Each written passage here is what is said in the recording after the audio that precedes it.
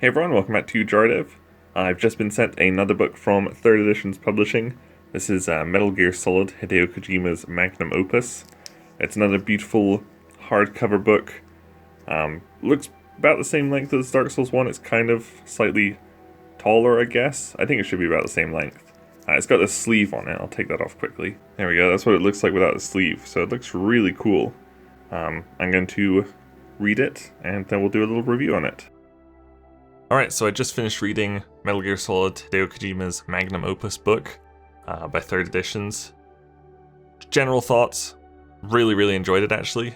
Bit of background on me, the only Metal Gear Solid game I'd ever played before reading this book was Metal Gear Solid 4 on the PS3, and didn't enjoy it very much at all. I have Metal Gear Solid 5 on PC, I bought Ground Zeroes on PC because I was reading this. I downloaded Metal Gear Solid 3 on 3DS after reading this. So even though prior to reading it I'd only ever played one game and didn't really enjoy it very much, I still really enjoyed this book. It was really interesting to learn not only about the games themselves, but also a lot more about Kojima, who's got a very interesting life and career.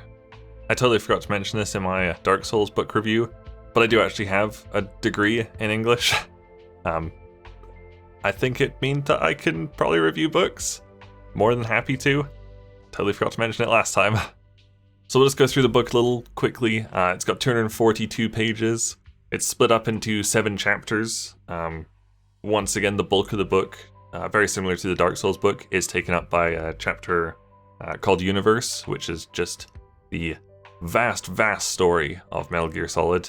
That does take up probably almost half the book. It starts with a short foreword, then it goes into the first chapter, which is the background of Konami. That one's very short, it's just 6 pages. You don't need to know too much about Konami to enjoy this book, but it's nice that it gives a little bit of background on it, because obviously the whole falling out between Konami and Kojima is a big part of not only Metal Gear Solid's history, but also Kojima's history. The second chapter is just about Hideo Kojima, which was one of the chapters that I enjoyed the most, actually. It was really cool to learn a bit about him. Next we had chapter 3, which is called The Genesis of the Games. This was a very interesting chapter. This one was probably my favorite. It went through every single game, even the obscure ones that nobody's really heard about, like Metal Gear Ghost Babel or Babel. I hadn't heard of that one. And towards the end of that chapter, it actually does go very in depth on all that happened between Kojima and Konami when he was removed from the title of Metal Gear Solid 5, and how he actually just stayed totally silent throughout it all. He didn't speak out about what happened, he just kind of let things happen. So after that is chapter 4, the Universe chapter. It was quite interesting, but it was really difficult for me to follow. Something Kojima does a lot is names a lot of the characters the same. There's... how many snakes are there altogether? 3? 4 snakes, I think? Yeah, there's 4 snakes. There's 2 characters called Boss. It legit took me until the actual end of the book to finally get a grasp of who the boss was, who Big Boss was, who Naked Snake was, Solid Snake, Liquid Snake, Solidus Snake. Even reading this detailed chapter on the universe, it was still almost impossible for me to follow most of it. Having said that, I think fans of Metal Gear Solid, if they've played at least 2 or 3 of the games, they'll probably really enjoy this chapter. I got some enjoyment out of it, but it did read quite dry. It kind of reads a bit like a textbook. But so did the Dark Souls book, and I thoroughly enjoyed it because I know the Dark Souls games so well. So I think if you know the Metal Gear Solid universe, you'll probably really enjoy how detailed this chapter is. And it actually goes right back to the very start of the Metal Gear lore, starting in the 1900s, going all the way up to 2014, I think it is.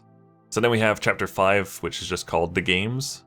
Chapter 3 was the genesis of the games. It was how they all came to be, Kojima's background, working on them, things like that. This is kind of reviews of each of the games, summaries and reviews. Again, another really interesting chapter.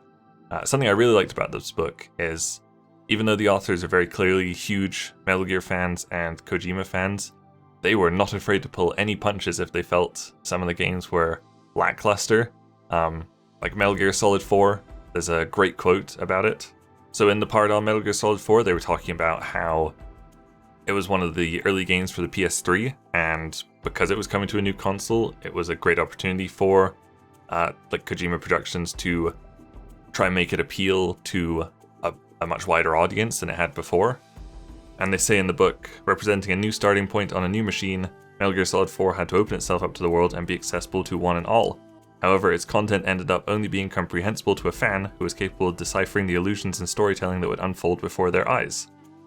And that is very accurate. I remember when I played it, didn't know who most of the characters were. I knew of Snake, but of course, like, the Snake in Metal Gear Solid 4 is just one of 4 snakes.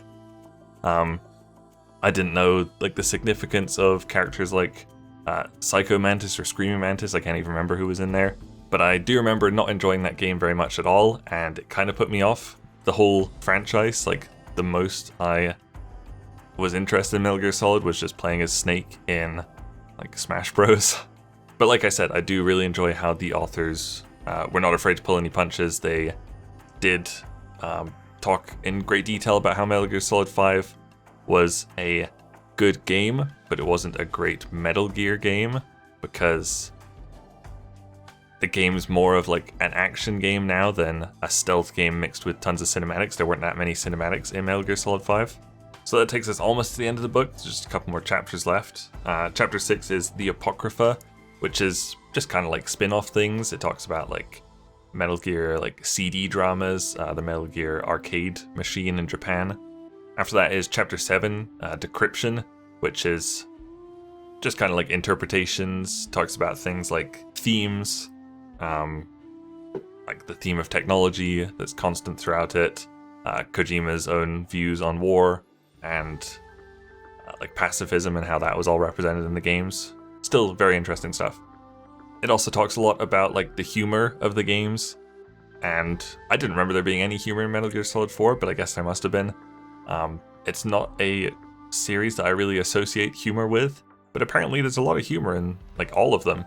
In this chapter, they also talk about like how Snake often breaks the fourth wall, or how Big Boss breaks the fourth wall, who's also Snake, whatever. It's confusing stuff. I don't get it. But there was like a really weird quote in here.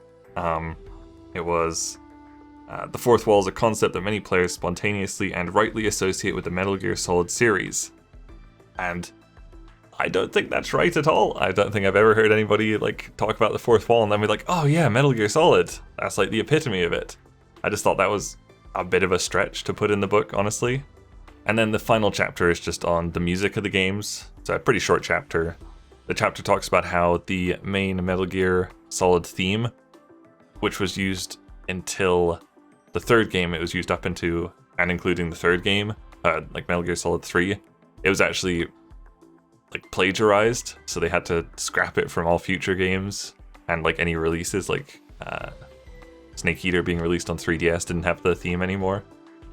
I did notice quite a few grammatical errors in this book. No spelling mistakes that I can remember. The grammatical errors are just ones that most people aren't going to notice. I noticed all of them. There's just things like, should have used a semicolon instead of a colon. There's a lot of places where they need a semicolon. Couple of things where like they need an apostrophe and they forgot one. It's just things that most people aren't going to notice, but I definitely picked up on them. But overall, I wholeheartedly recommend this book. There's so many interesting snippets about the series and about Kojima.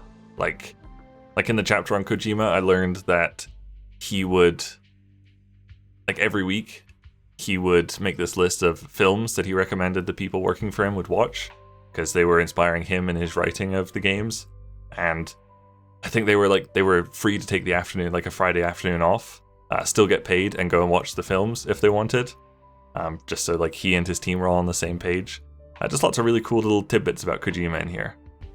Again, this review is coming from someone with basically no experience or exposure to the Metal Gear series, just played Metal Gear Solid 4 before this, didn't like it, still thoroughly enjoyed this book. And it was hard to grasp most of the lore stuff, but now I finally understand who like each snake is, which boss is which, things like that. So that's yet another great book by Third Editions Publishing. Big fan of theirs now. I'll have links to their website and this book in the description below if you want to check that out. Anyway, thank you guys very much for watching this. Make sure you leave a like and subscribe if you enjoyed it, and I'll see you guys later. Bye!